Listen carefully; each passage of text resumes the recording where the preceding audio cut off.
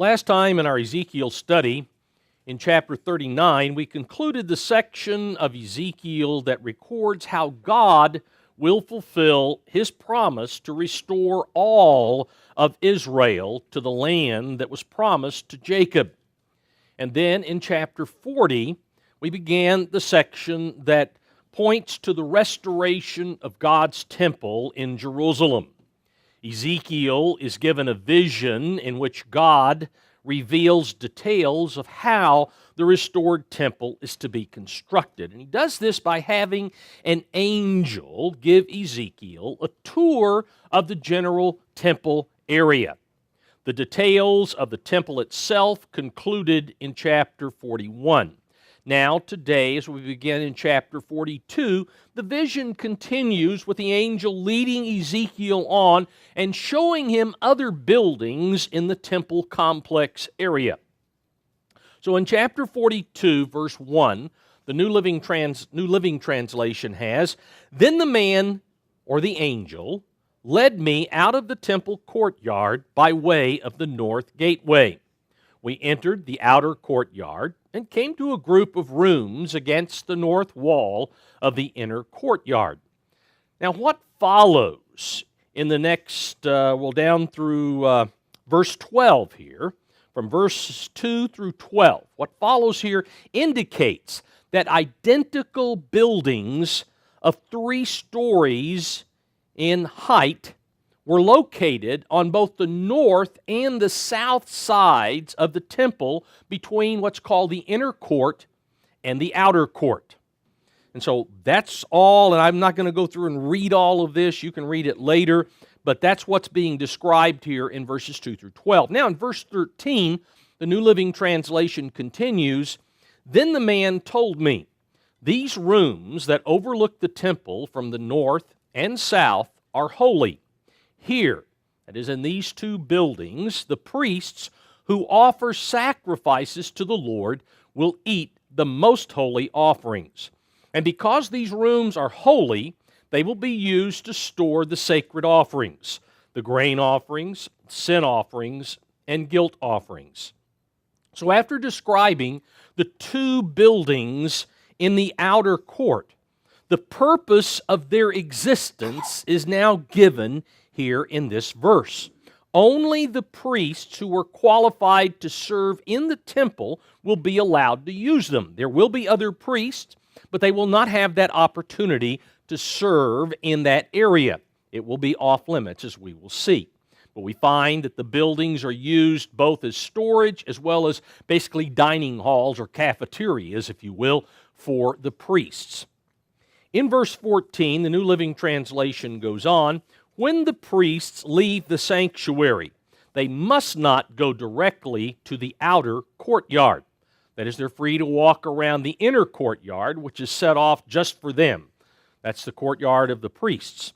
They must first take off the clothes they wore while ministering, because these clothes are holy. They must put on other clothes before entering the parts of the building complex open to the public. The priests are not to wear priestly garments among the general population, only in the area reserved specifically for the functions of the priesthood." And again, he says that these clothes are holy. They should not be worn outside that area. They are to be used only in the service before God and not to be, if you will, utilized in other places. Now, in verse 15, goes on, "When the man had finished measuring the inside of the temple area, he led me out through the east gateway to measure the entire perimeter. He measured the east side with his measuring rod, and it was 875 feet long. Then he measured the north side. It was also 875 feet. The south side was also 875 feet, and the west side was also 875 feet. So the area was 875 feet on each side with a wall all around it to separate what was holy from what was common." So after measuring now, after finishing the measurements of the outer court, the inner court, the temple and all of its chambers, the angel then measured the entire area outside the surrounding wall in order to have this area. And we find that it's almost 3 football fields wide and 3 football fields deep. This is a phenomenal sized area here. All right, chapter 43, verse 1, the New King James has, "Afterward, he," this angel, "brought me to the gate that faces toward the east. And behold, the glory of the God of Israel came from the way of the east.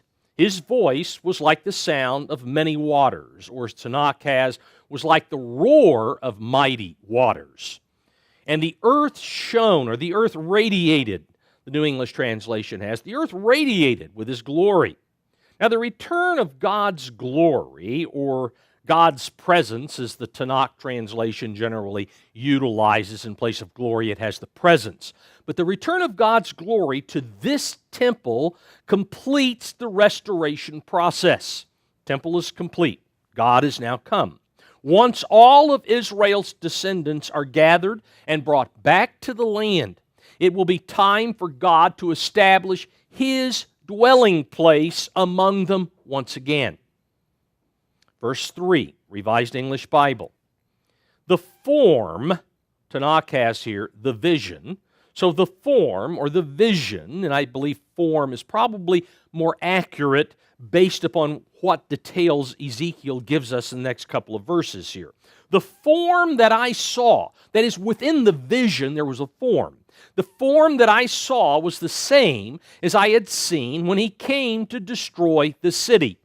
Or as the King James margin has here for that phrase, it was the same vision I saw when I came to prophesy that the city should be destroyed. Hebrew can be translated either way.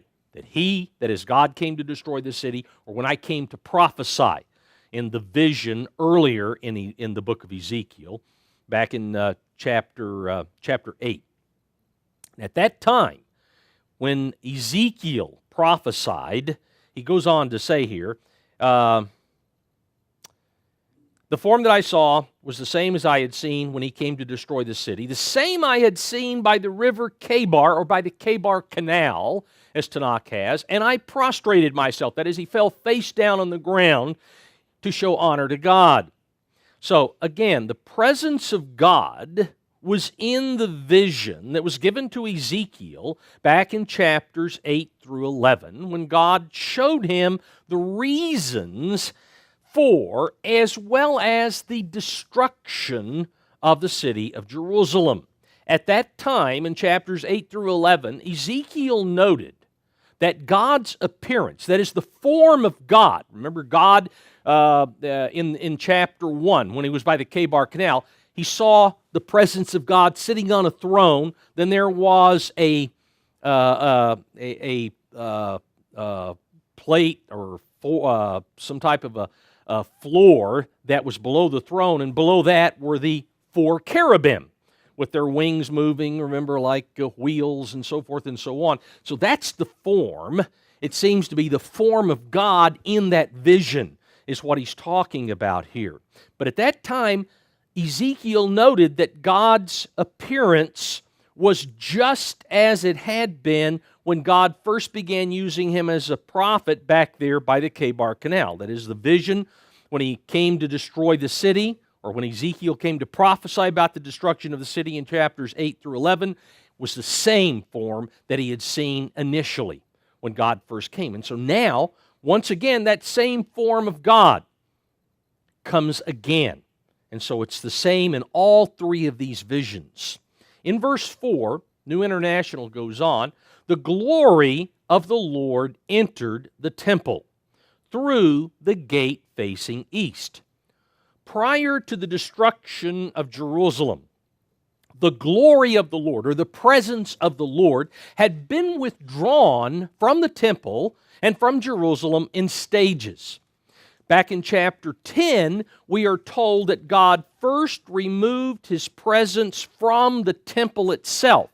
Initially, Ezekiel sees the presence was right there at the temple, and then the presence moved to the side of the temple. Then, from there, he left the temple area completely through the east gate. That's also given in chapter 10. And then after, outside the east gate, we find that from there he went to the Mount of Olives. That's further on in chapter 11, when he moved his presence then to the Mount of Olives. Ezekiel, at this point, when he is relating this particular part of the vision, was standing outside the east gate. This is where he sees God coming to enter into.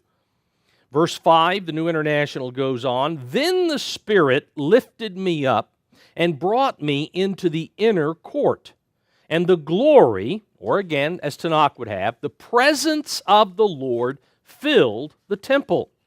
Until now, Ezekiel had been guided through the temple area by the angel. After witnessing the return of God's glory, Ezekiel now is transported by the Spirit as he had been when he had his first vision, when God first began dealing with him back in chapter 1. Now, this event that he describes here of the temple being filled with the glory of God will be similar to the dedication of the tabernacle back here in Exodus chapter 40 in Moses' day, as well as the dedication of the first temple, as it's called, in the days of Solomon. But let's note here in Exodus chapter 40, verse 34.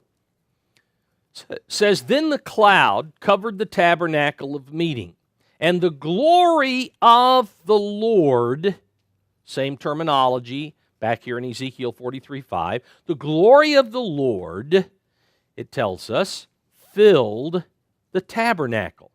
And Moses was not able to enter the tabernacle of meeting because the cloud rested above it. And the glory of the Lord filled the tabernacle," just as we see in this millennial temple in Ezekiel chapter 43. Now also in 1 Kings chapter 8, 1 Kings 8 and verse 10, "And it came to pass, when the priests came out of the holy place," this is the dedication of the temple in the days of Solomon, "when the priests came out of the holy place, that the cloud filled the house of the Lord, so that the priests could not continue ministering because of the cloud. For the glory of the Lord filled the house of the Lord." So it filled that house. Now, when the temple that was rebuilt after the Babylonian exile, when the Jews came back under Zerubbabel and Joshua, and the second temple, as they call it, was built, Zerubbabel's temple, that was later refurbished by Herod, and then it's called Herod's temple, same one. But at that time, when that temple was dedicated, the glory of God didn't fill it, because the glory of God was removed before they went into exile, and God says it's not coming back through the east gate until the return of Jesus Christ. And so it never did fill it in the second temple. We move on in chapter 43 then, verse 6, New International translates, "While the man," or while the angel, "was standing beside me, I heard someone speaking to me from inside the temple. Since the temple was now filled with the glory or the presence of God, clearly the voice that Ezekiel heard from inside the temple was none other than God himself." Remember, Moses couldn't enter in when the glory moved. The priest couldn't enter into the temple. Later on, Moses couldn't enter the tabernacle, the priest couldn't enter the temple, and so there's no one there but God. So the voice he hears has to be God. Verse 7, New King James, "And he said to me," this voice from inside, "Son of man," which is exactly what God always called Ezekiel, "Son of man, this is the place of my throne and the place of the soles of my feet, where I will dwell in the midst of the children of Israel forever." Now, David stated that the first temple was only God's footstool. That's all it was. In fact, you go back to Isaiah, God talks about, heaven is his throne and the earth is his footstool. But David specifically pointed out that the temple was God's footstool among Israel. He wasn't seated there, but he stood there. His presence was among them. Now we read about the place of my throne as well as the place of my footstool. The millennial temple will be the place where Jesus Christ, the Messiah, and the God of Israel will manifest himself on earth for the final 2 days of judgment for salvation. That is, through the 1,000 years, through the white throne judgment period. He will, because it says here, I will dwell in the midst of the children of Israel forever. That is, as long as Israel remains, that is the physical nation of Israel, which it will remain throughout the 1,000 years, and even after that, as we know from the Gog-Magog from chapters 38 and 39, and then they are returned to the land, as chapter 37 says, during the white throne judgment as physical beings, and so they're again dwelling there. So his presence is going to be there till the end of the 3rd day of judgment for salvation. Now, we move on to verse 43. Chapter 43, verse 7. We go on here. No more shall the house of Israel defile my holy name, they nor their kings by their harlotry, or other translations have here by their apostasy, or by their wanton idolatry. Israel, we are told here by God, Israel will never again make the mistake of departing from God. Once they're reestablished, after the return of Christ, they will never again depart from God. Instead, they will draw near to Him. And in drawing near to Him, He will never forsake them. Remember, that's what James tells us back in James chapter 4, verse 8. It says, draw near to God. You draw near to Him, and what? He will draw near to you. And so there is a close relationship that will exist between Israel and God at that time, a relationship that will never, ever be fractured again. He goes on here in verse 43, no more shall the house of Israel defile my holy name, they're the kings or harlotry, or with the carcasses of their kings on their high places. Now, what does that mean? They will not defile my holy name with the carcasses of their kings on their high places. Remember, the high places. You know, God kept telling all the kings, tear down those high places. Well, He told Israel, when you come into the land, you destroy all those high places. You tear down the groves. You cut down the Asherah poles. Well, we know they didn't do a very good job of it, and even afterward, they even rebuilt a lot of those ruins when some of them were torn down. But the high places were the locations of the groves or the Asherah poles symbolized by steeples and crosses. Remember, the high places were the high places. They were built up on the top of hills here, there, and wherever. I mean, that's the way pagan idolatry was. You looked up, there's the cross. You know, there's your Asherah pole, your obelisk over there, and there's where the pagan gods and goddesses were worshipped. You know, so today, we have all these church buildings, with their steeples or with their crosses. Some have low-keyed them a little bit, but they still represent the same thing. They're the places of pagan worship. And it's not the place where God is worshipped, because God says, I hate high places. I hate what it stands for. And there are people, well, it's okay to wear a cross. No, you're wearing a symbol of a pagan place of idolatry, and God says, you are defiling my holy name. And yet there are people, oh, well, I just don't see any problem with that. Okay, well, when you come up in the second resurrection, then you can talk to God about it then, if you don't agree with Him. But those symbols mean a lot to God. He says here, the carcasses of their kings in their high place. What does that mean? Well, apparently the burial sites were established by very close to the groves, and some of the corpses of the kings of Israel. Now, by that I mean not only those of the northern territory, but also the southern part of Israel, the kingdom of Judah, because they were Israelites as well. Yes, they were Jews, but they were also Israelites. And the kings of Israel here are inclusive of both the ones from the northern kingdom and the southern kingdom. And some of them wanted to be buried in those high places, places of pagan idolatry.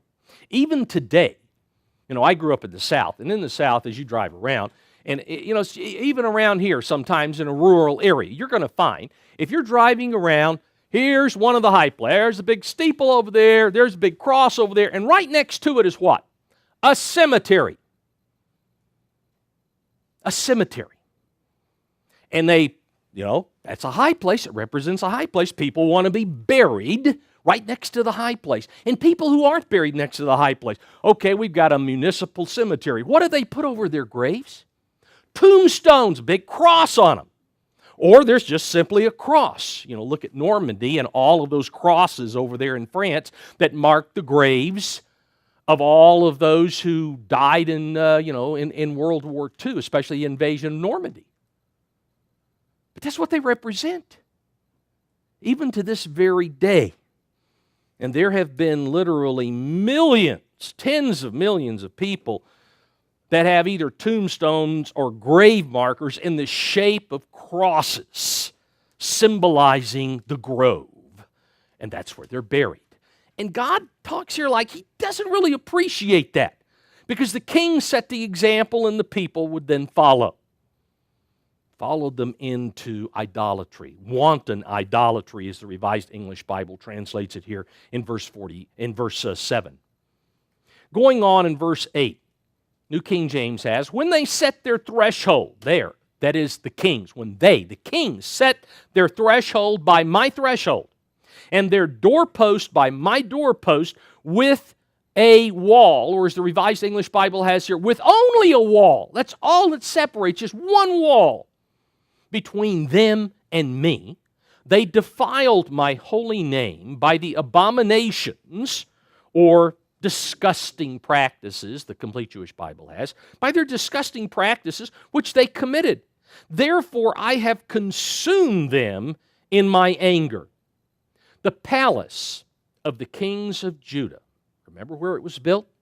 It was built just south of the temple complex. In fact, Solomon built his palace first, then he built the temple.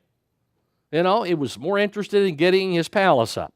But it was right next door, which was, that was the way it should have been.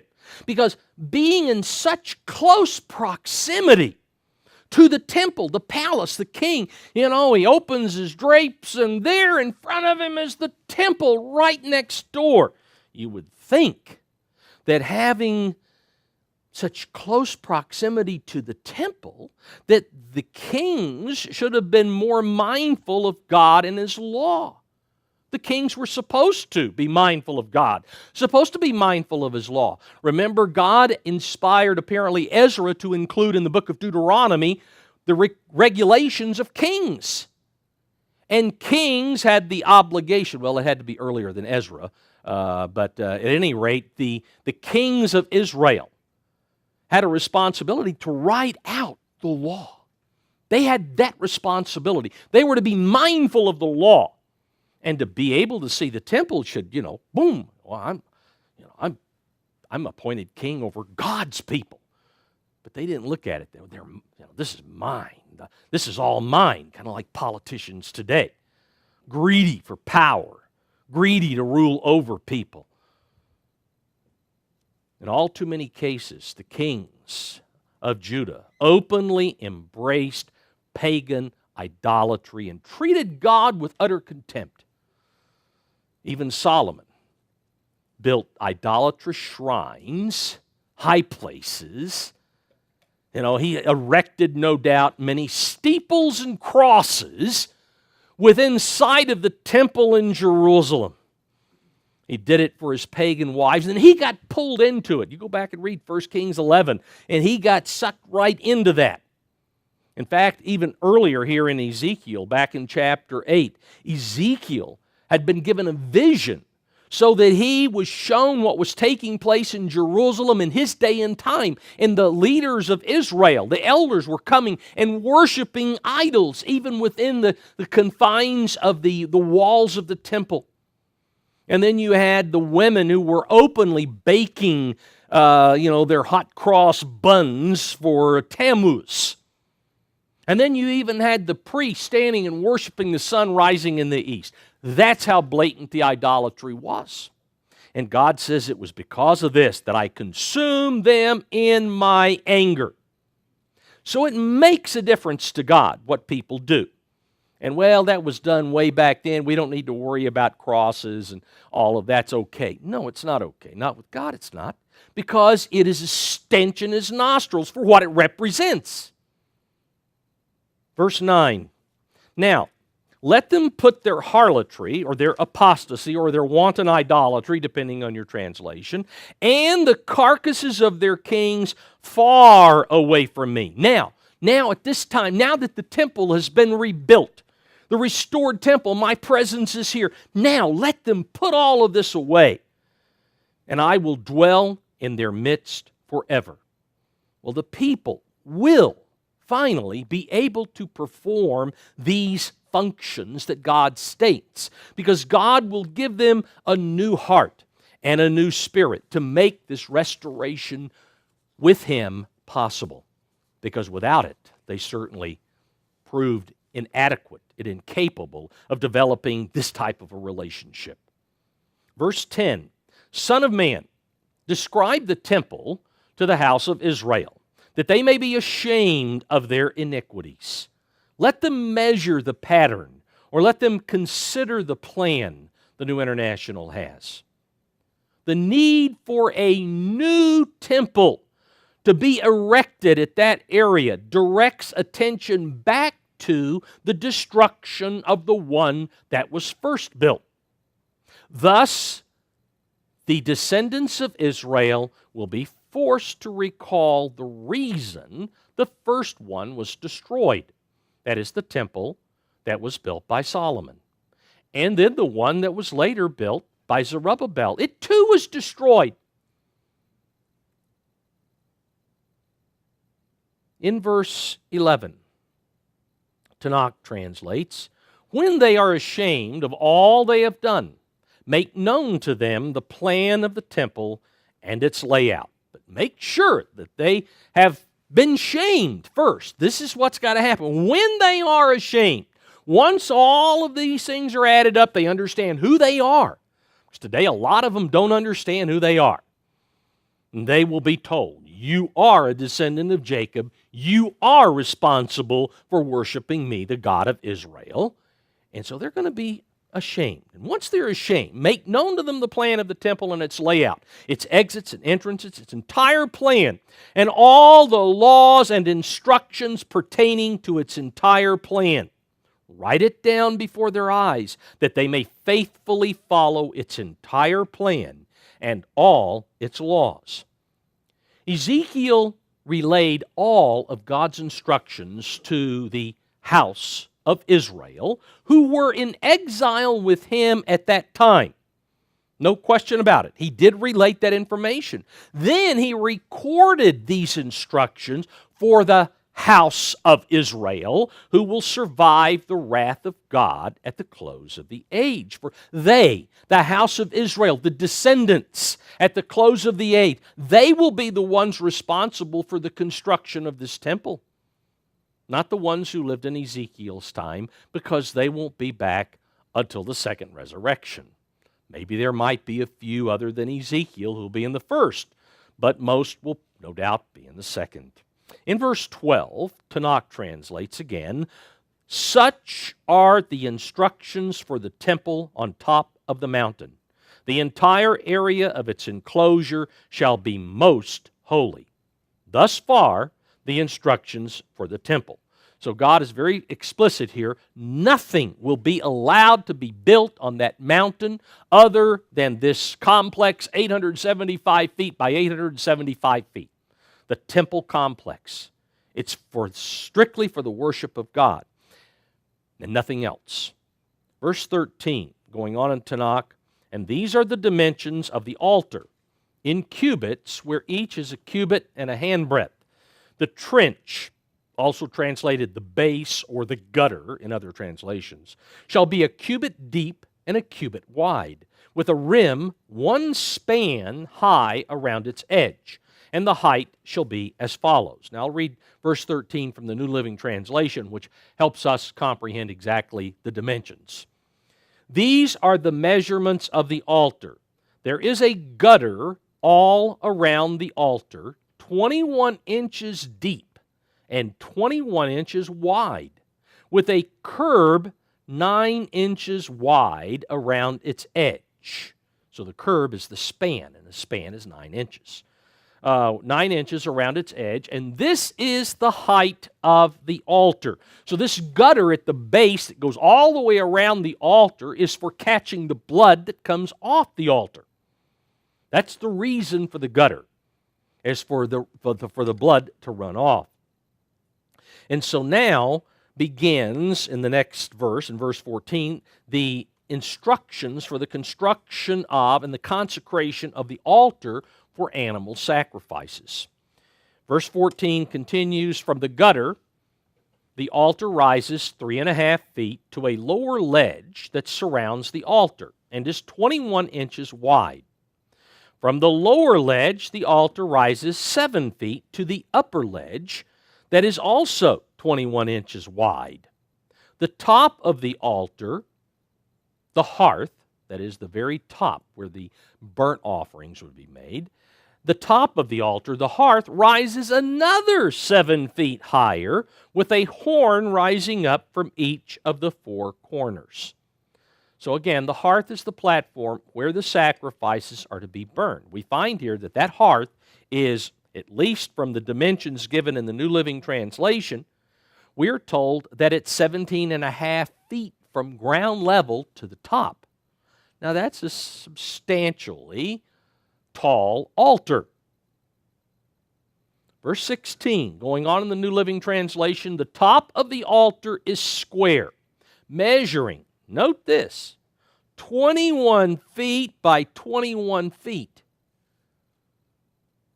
You could burn a lot of animals in 21 by 21 feet. The upper ledge also forms a square, measuring 24.5 feet by 24.5 feet, with a 21-inch gutter or trench and a 10.5-inch curb all around the edge. There are steps going up the east side of the altar. Now, if you go back to the time when God gave Moses instructions on the altar that was built in front of the tabernacle, God said there explicitly to Moses, and it was a carryover even to the temple of Solomon, and then the temple that was built by Zerubbabel.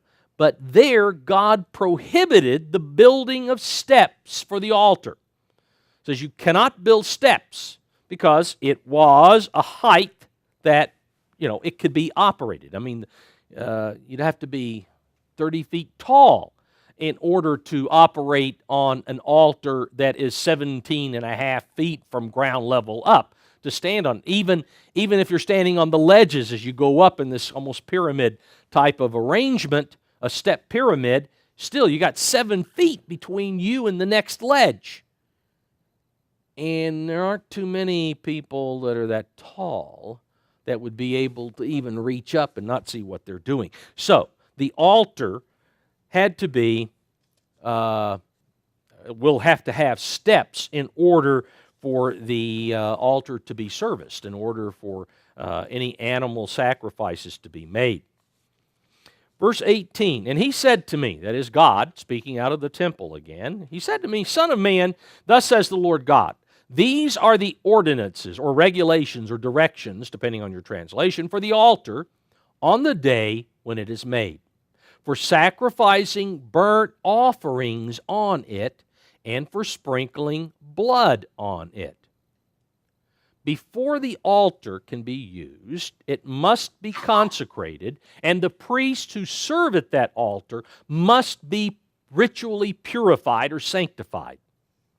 Verse 19, you shall give, note this, you, God is speaking to Ezekiel in verse 18. He said to me, son of man, now he says, you, son of man, shall give a young bull for a sin offering to the priests. Now that never happened in Ezekiel's lifetime. Didn't happen. Because Ezekiel was in exile when the temple was destroyed. Ezekiel never returned to Jerusalem in the days of Zerubbabel and did anything, and that wasn't even the same temple. This is a totally different time. So this seems, you are to give a young bull for a sin offering to the priest. This seems to indicate that Ezekiel will be required to officiate at the consecration of the altar in the position of high priest. That seems to be the indication here. This means that Ezekiel must first be in the first resurrection and then manifest himself physically in order to accomplish this task. And based upon the content of the book of Ezekiel, the restoration, he is the restoration prophet for the house of Israel. It would seem most logical for him to be the one who does it. Verse 19 goes on, the Levites, you shall give a sin offering to the priest, the Levites who are of the seed of Zadok, who approach me to minister to me, says the Lord God. Now remember, Zadok was the high priest in the time of David and Solomon who remained loyal to the king appointed by God when Abiathar, who had been the high priest, supported the attempt by Adonijah to take the throne before Solomon did. You know, the shenanigans that went on there. That's back in 1 Kings chapter 1, if you want to go back and read the story.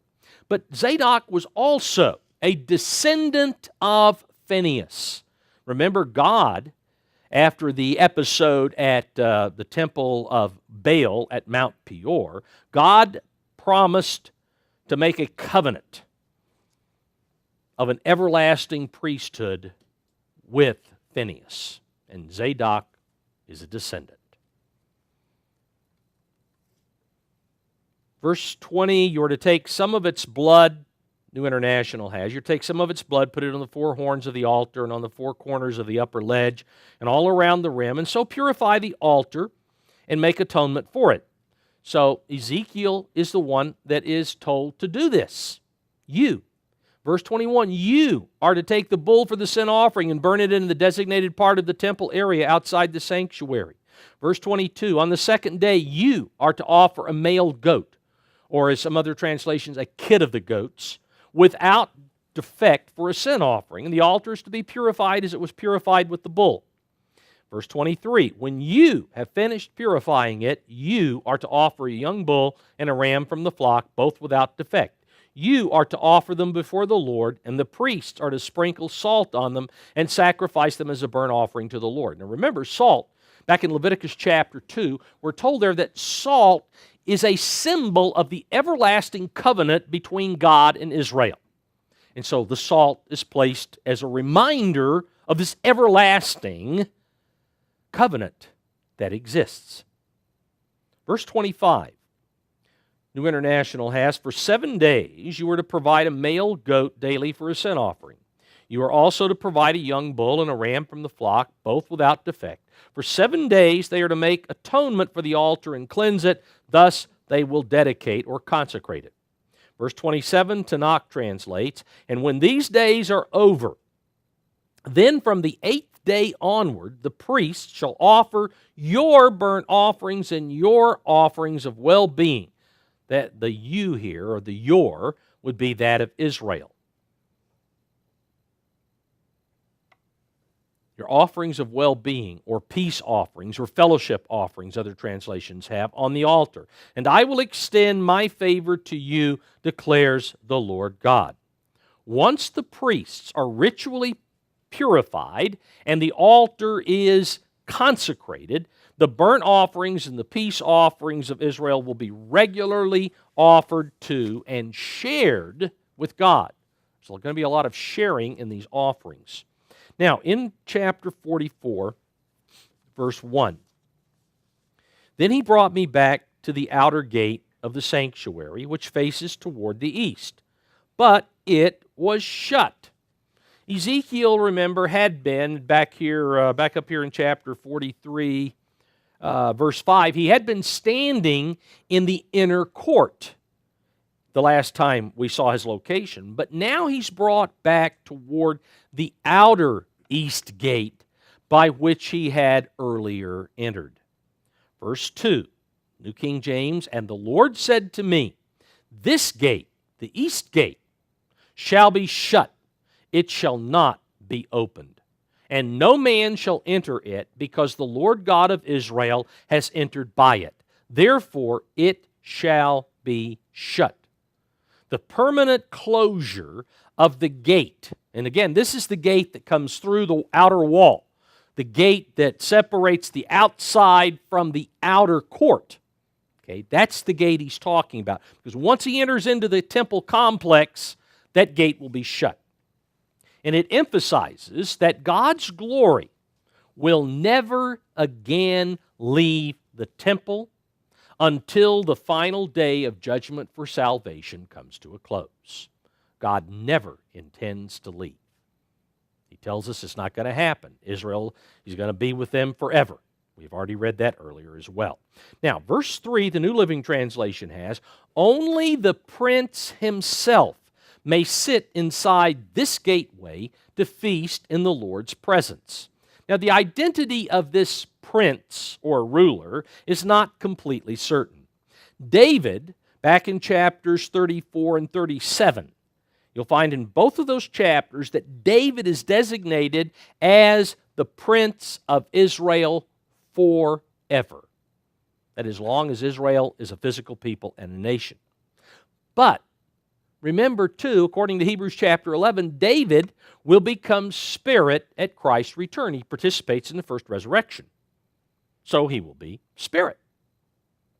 In the next two chapters, chapter 45 and 46, when we get to those, we're going to find that the prince is pictured as still being flesh and blood, because this prince has offspring. Offspring of a spirit does not happen. Okay, so this prince apparently is one who's flesh and blood, which would negate his identity as being that of David. Therefore, this ruler would seem to be a descendant of David. Okay, so this is a physical descendant of David who will be operating on the physical level, because he's going to go and eat physical food inside the East Gate area. Okay. Now, that said, David will, in all likelihood, be his overseer, and may be the one that, if the ruler starts to make any of the mistakes that rulers today make, David will be there as kind of that voice behind you saying, now, this is the way, you walk in this way. You know, you're not going to stray off the deep end and get this nation in trouble. And so he's going to make sure that everything operates as it should. Okay, verse 3 goes on, the New Living Translation. But he may come and go only through the entry room of the gateway. Now, the entry room will be at the inside end of the gateway. When you look back to chapter 40, verse 9, that's the entry room. Okay, it's at the inside end of the gateway. So, in other words, he will not actually come through the east gate, because it's going to be shut, can't be open. He won't come through there. He's going to have to come around to the north or the south gates of the temple, come through there, and then enter the portico from the courtyard area, the outer courtyard area, and then he can walk around from the inside. He can be inside the east gateway, but he can't come through the gate itself. All right, verse 4, New King James, then he brought me by way of the north gate to the front of the temple. So I looked, and behold, the glory of the Lord filled the house of the Lord. And I fell on my face. And so the glory of the Lord had not departed since it entered. Since God's presence entered into the temple, it hasn't moved. Still there. And so Ezekiel says he fell on his face. Now we find he's led from the outer court in front of the east gate to the inner court in front of the temple.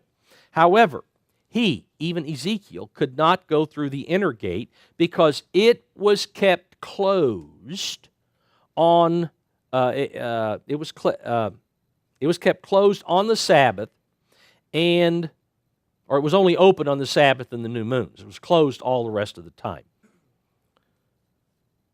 Okay, verse 5, Tanakh translates, Then the Lord said to me, O mortal, mark well, look closely, and listen carefully to everything that I tell you regarding all the laws of the temple of the Lord and all the instructions regarding it. Note well who may enter the temple and all who must be excluded from the sanctuary. Now, God stresses the importance of strictly, because he says, mark well, look closely, listen carefully. Okay, so God stresses here the importance of strictly following his instructions in setting up the priesthood of the millennial temple. In verse 6, Tanakh goes on, and say, to the rebellious house of Israel. Now, God has time and time again through this book discussed or reminded Israel of its disobedience to his instructions. But in this case, say to the rebellious house of Israel, he is pointing this directly at the Aaronic priesthood, directly at the house of Levi, the one tribe of the house of Israel. Because the information that goes on here, the instructions are directed to the priesthood. So say to the rebellious house of Israel, that is, the rebellious tribe of Levi, because they haven't done what they were supposed to do. Thus said the Lord God, too long, O house of Israel, have you committed all your abominations, admitting aliens, uncircumcised of spirit and uncircumcised of flesh, to be in my sanctuary, and profane my very temple. When you offer up my food, the fat and the blood, you have broken my covenant with all your abominations. Now, again, it's very clear he's talking to the priesthood. The fat and the blood. You go back to the book of Leviticus and you read the information about the offerings and the sacrifices. Always, the fat and the blood belonged to God. It was his. You know, he was not sharing the blood with anyone. He was not sharing the fat with anyone. It was always offered to him. It was never used by the priests, never used by the people. The blood was poured out and the fat was burned. Sometimes the blood was sprinkled, depending upon whatever festival it was. But it was, during the regular course of the year, it was poured out, went into the gutter. It was absorbed by the ground. Okay, that was God's, belonged to him. Verse 8, New King James has, and you have not kept charge of my holy things, but you have set others to keep charge of my sanctuary for you. In other words, you have not fulfilled your role, your responsibility. You've shirked your responsibility. You've tried to put it off on someone else. Thus says the Lord God, no foreigner, uncircumcised in heart or uncircumcised in flesh, shall enter my sanctuary, including any foreigner who is among the children of Israel. Now, it's very clear here when he talks about not uncircumcised in heart, that the priesthood here has circumcised hearts. These are individuals who are part of the new covenant who are going to be doing these sacrifices. This is not something that was supposed to have been done at Zerubbabel's temple and they failed to do it. No. Now, what he's alluding to here, or what he is pointing to, is what had been happening among the Levites going all the way back to the period of the Judges. Remember, Joshua was duped by the Gibeonites. The Gibeonites were, they were just a couple of days down the road before Israel went in and wiped them out. And they came and they looked like they had been coming for a long distance. And they pleaded with Joshua to make a pact with them, a covenant with them, that he would allow them to survive. And then he finds out, lo and behold, they're just up around the next ridge. He was right. He was duped. But he made a covenant with them. And God then told Joshua, you made the covenant, you got to stick with it. You were dumb enough to do it, you're going to be saddled with the consequences. And so that's what happened. And so Joshua then, to punish the Gibeonites, made them, or appointed them, the woodcutters and the water carriers for the altar of God. That is, they had the job of making sure that there were always plenty of wood to do the burnt sacrifices, to do the fires for the boiling of the pots. They had to bring the water in for the sacrifices that were boiled, and so forth and so on. Those were not priestly duties, okay? Those were jobs the Levites, certain of the Levites had to do.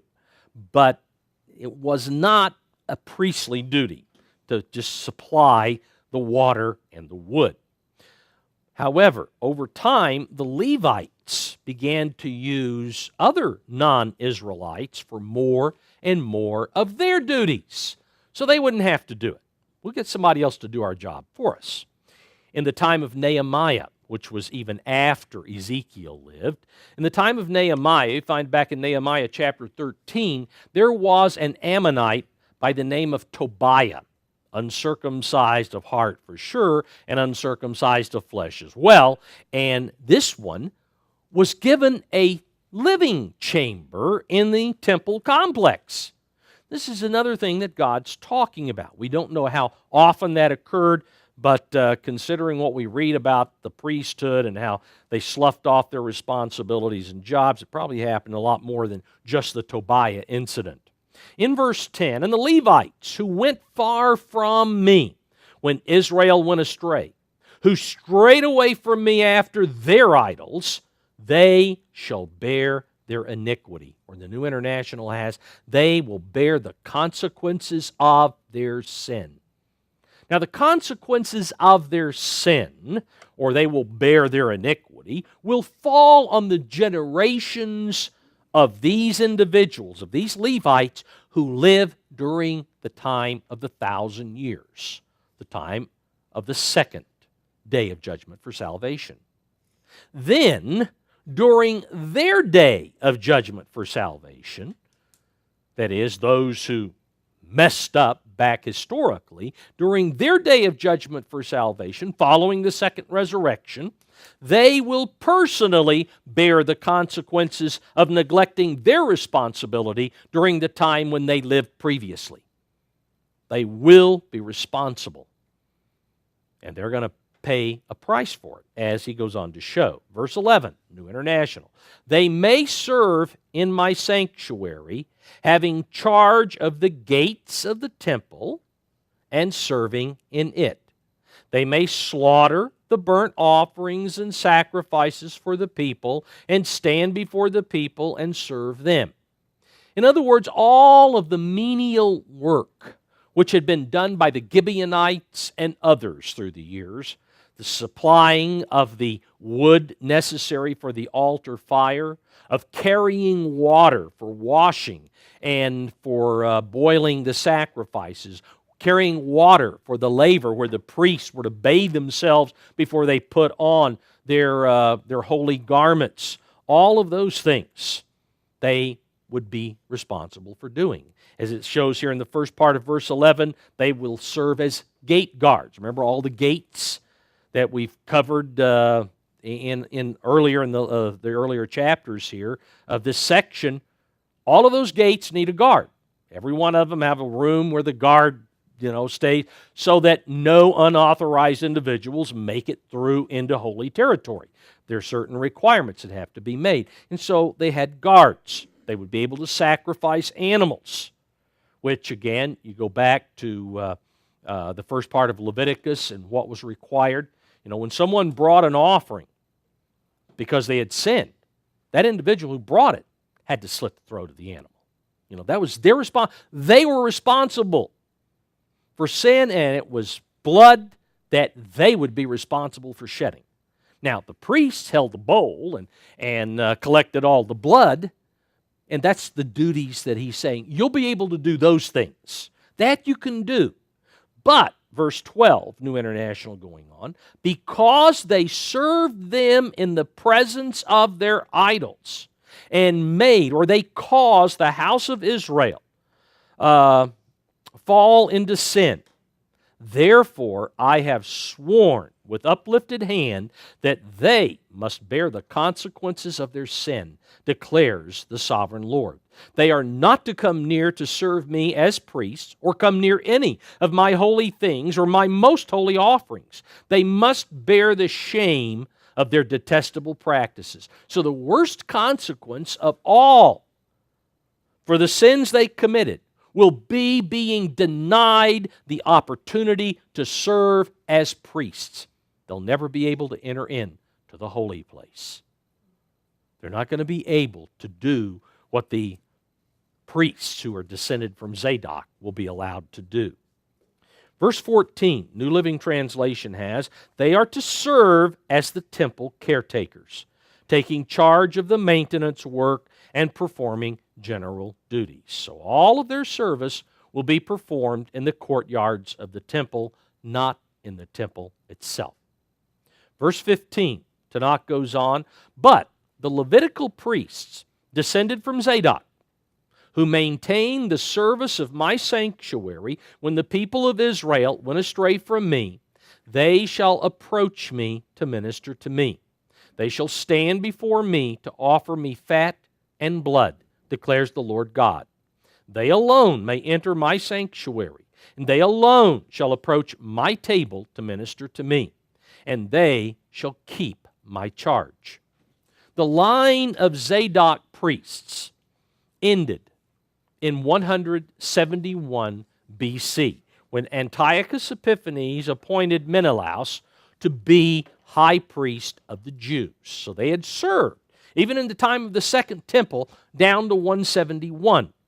But then that's when their service ended, and the Zadokian priest will not again serve until this millennial temple. Now, I can't say that, because they may indeed serve for a short 45-day period, something like that, before that happens, but we'll just have to see. Now, the table before the Lord here, the table before God, must refer to the table of the showbread.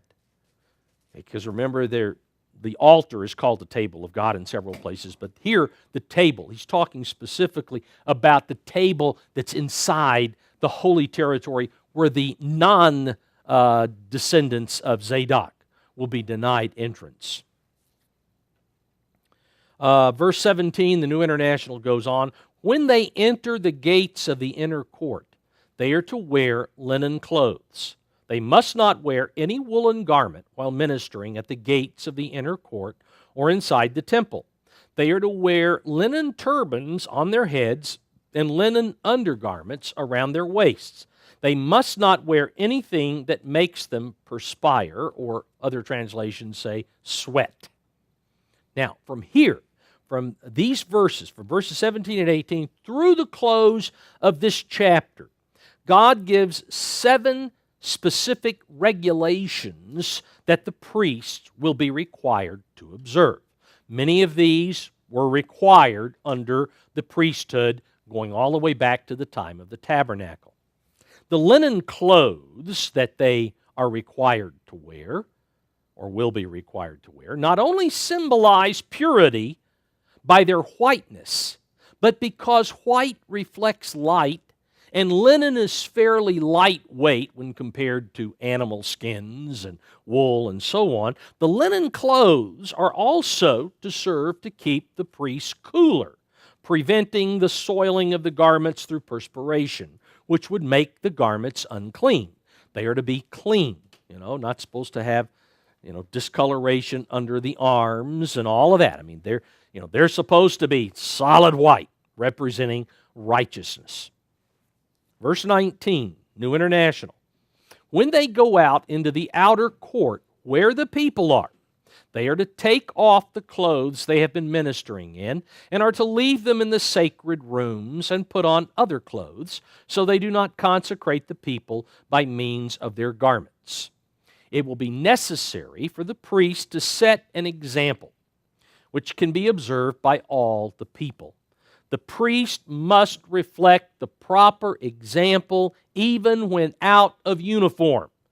People treat people in uniform differently. Somebody in uniform, they're shown usually more respect. And so it would be if the priest, that's priest so-and-so, and we've got to show honor to him, and he's really special and different in all of this. Well, out of uniform, he's just like everybody else.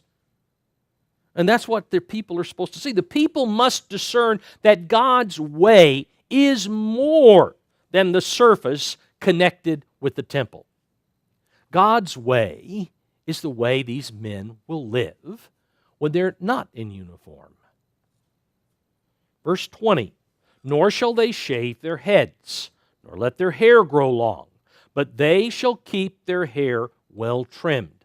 Shaving the head was also prohibited for the priests under the terms of the Sinai covenant, the material that is given there. Priests could not do that. There is no instruction in this section regarding a Nazirite vow during the millennial period. Now, that information is given if you go back to the time of the Levitical priests early on. Because remember, Samuel was a priest, and Samuel was under the Nazirite vow. He let his hair grow out. So there we have those circumstances that certainly happen, but there's no instruction in any of this area about a Nazirite vow during the millennial period. This being the case, there's no call for any man to let his hair grow long. Paul may very well have utilized the sense at least, of this particular passage when he made this statement about long hair on a man being a shame. It's a shame for a man to have long hair, 1 Corinthians chapter 11. And, Samuel may have had a foot and a half of hair, but it was, generally like Samson, they had them in little, ponytails or whatever, and tied them all together and put them on top of their head some way. So it wasn't like Absalom running around who got his hair caught in a tree, if you'll remember. Wasn't that way at all. But here, nothing about long hair. So priests will not be able to take a Nazirite vow.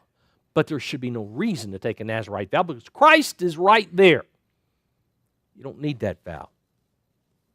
These are men who are circumcised of heart. Now, when it says here, they shall keep their hair well trimmed, even the Talmud states that the priests should have their hair cut once a month. So that would keep it from getting too terribly long. Verse 21, no priest shall drink wine when he enters the inner court.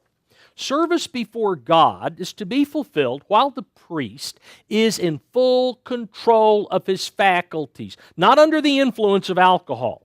And that, back in Leviticus chapter 10, God tells us the same thing of the priesthood then. They were to be in control of their faculties. They could not slip up. They weren't to slip up, make mistakes, or whatever in the service of God. The proper use of alcoholic beverages will be exhibited by the moderation practiced by the priest as they interact among the people.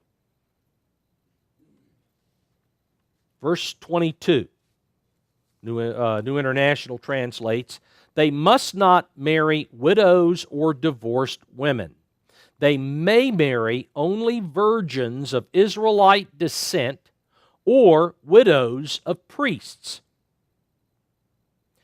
In Israel, historically, the high priest was not allowed to marry a widow, even though the other priests were allowed to do so. The priests will be required, according to this, to deny themselves marriage outside of God's specified boundaries in order to prevent any destructive forces from entering into their families. Their examples will help others to realize the need to carefully enter into courtship and marriage. It's not something to be taken lightly.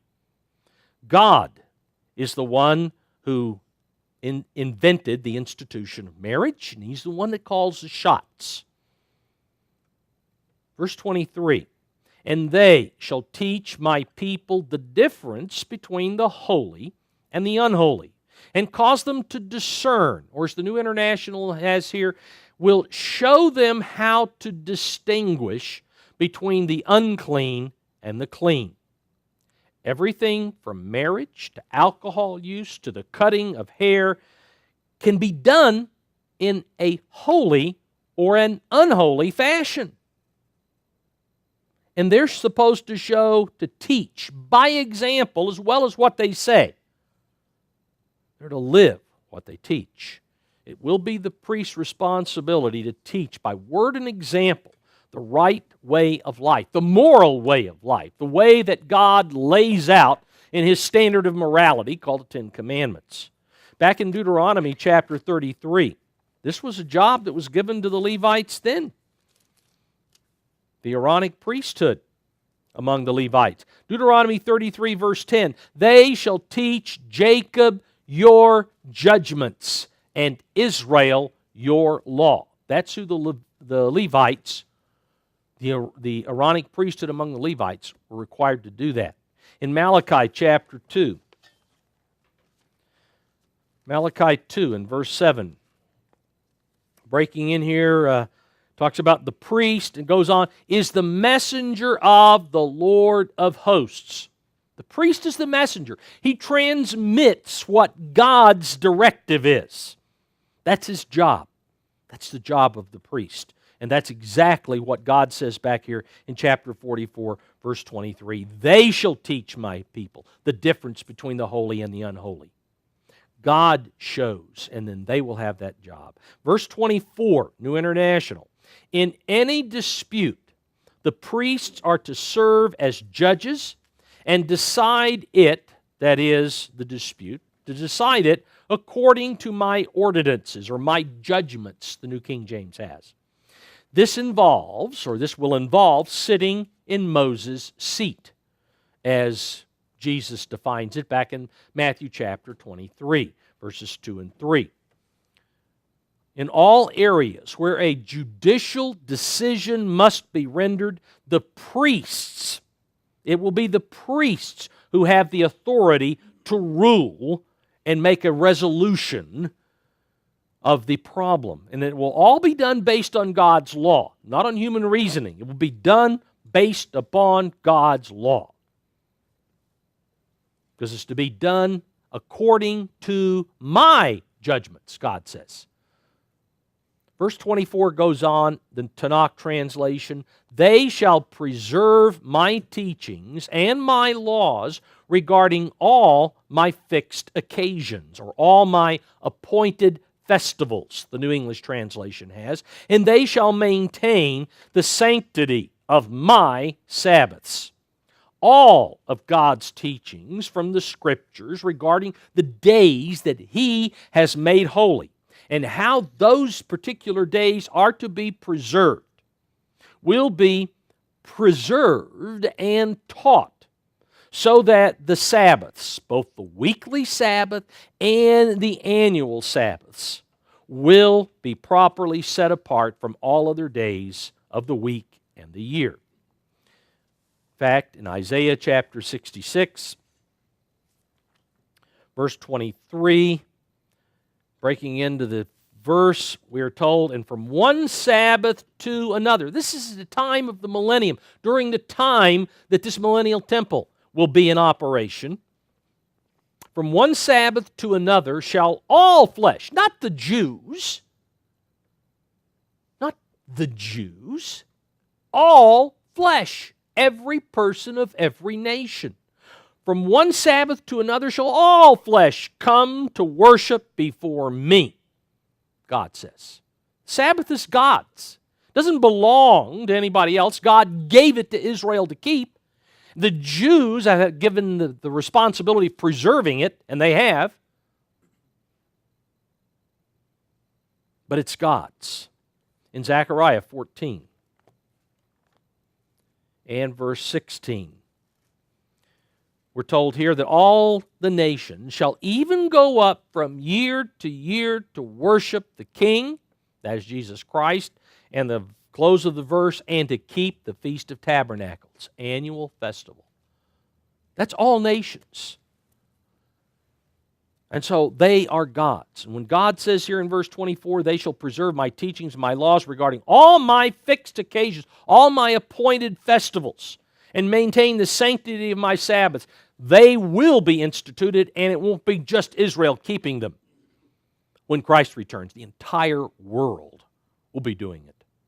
Verse 25, chapter 44, Revised English Bible has, they must not defile themselves by contact with any dead person, except father or mother, son or daughter, brother or unmarried sister. Now, back in ancient Israel's time, you'll find back in Leviticus chapter 21 back there, that the high priest was prohibited even from doing this during the early period of Israel's history and the history of the priesthood. So the high priest couldn't do it. Here it says in verse 25 that they must not defile themselves except for immediate family. Well, the high priest couldn't do that then. The high priest apparently doesn't say, but apparently will not be able to do it then either. In verse 26, Tanakh goes on, after he has become clean, 7 days shall be counted off for him. And on the day that he re-enters the inner court of the sanctuary to minister in the sanctuary, he shall present his sin offering, declares the Lord God. What we find here is that the priest will not even be considered clean until after 1 week has gone by. But before resuming his priestly duties, he must observe or undergo 1 more week then of ritual purification. So he's been cleansed as a normal person on the street of Israel would be cleansed after 1 week, but now it takes a whole other week to become ritually purified. Then he's to offer a sin offering for his defilement. In verse 28, New International, I, God says, I am to be the only inheritance the priests have.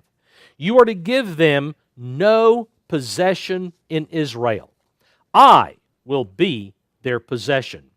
Under the Mosaic system, the system that God gave to Moses to institute in the time of the tabernacle, no large tracts of land was assigned to the Levites.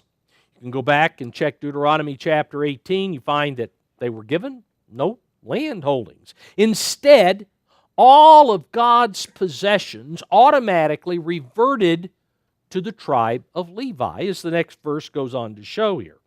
Verse 29, the New International, they will eat the grain offerings, the sin offerings, and the guilt offerings, and everything in Israel devoted to the Lord will belong to them. The best of all the first fruits and of all your special gifts will belong to the priests. You are to give them the first portion of your ground meal, or Tanakh has, the first portion of your of your baking. That is, you've taken your meal and you have made cinnamon rolls, cakes, and you bring those to the priest. That would be my vote. If I was the priest, bring me the baked goods. I want the end product. But whichever way it is, Tanakh says it's baking. Most of the other translations talk about flour or ground meal. So that a blessing may rest on your household. The offerings made to God, again, under the Levitical priesthood, historically, as will be then, were shared between the ones who brought them and the priests.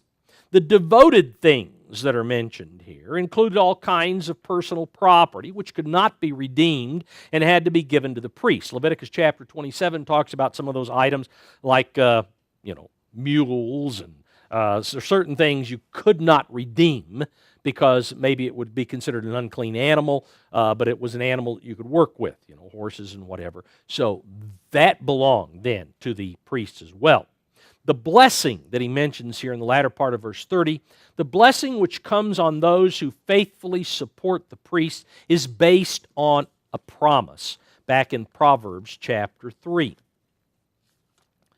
Proverbs 3 and verse 9, we are told, honor the Lord with your possessions, that is, you give from what you have to the Lord, and with the first fruits of all your increase. So your barns will be filled with plenty, and your vats will overflow with new wine. So there's the blessing that Ezekiel records back here in verse 30 of chapter 44. So that a blessing may rest on your household. So you give of what you have, God will see to it that that is all replaced, and then some. He will bless you greatly. Then verse 31, the New International has, the priest must not eat anything, bird or animal, found dead, New American Standard has here, that died a natural death or was torn by wild animals. You must not eat anything that dies of itself or was killed by a wild animal. None of the Israelites were to do this. So this statement is made as a reminder to the priests of the need to take extra care in guarding against any source of defilement, because they were to be examples, or they are to be examples among the people of the right way to conduct one's life. And so that brings us to the close of those regulations, the close of chapter 44. So next time, hopefully, we'll be able to finish our study of Ezekiel.